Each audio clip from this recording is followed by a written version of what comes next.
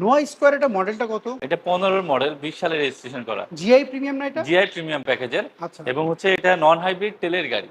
আচ্ছা, এটা কন্ডিশন কি অবস্থা এটা বলেন তো? কন্ডিশন ভাই super fresh, original colour, original অবস্থায় রয়েছে। আচ্ছা এবং গাড়িটির সাথে দেখছেন 360 ডিগ্রি ক্যামেরা ইনস্টল করা রয়েছে।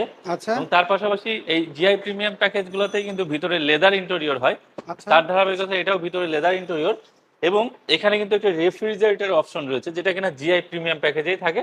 আচ্ছা এবং ভিতরটা original Android monitor, optical metre, 2 দরজা পাওয়ারের অপশন, আচ্ছা, টু ডোর পাওয়ার, 2 ডোর পাওয়ার, যেটা কিনা জিআই প্রিমিয়াম প্যাকেজে এই অপশনগুলো কিন্তু থাকে। Captain seat, captain seat, full loaded একটা গাড়ি বলা হয়। সেন্ট্রাল এসি দেখতে সেন্ট্রাল পাচ্ছি। এসি, এক্সট্রা গাড়িগুলোতে সবই সেন্ট্রাল এসি থাকে। আচ্ছা তার ধারাবাহিকতা এটাও সেন্ট্রাল এসি।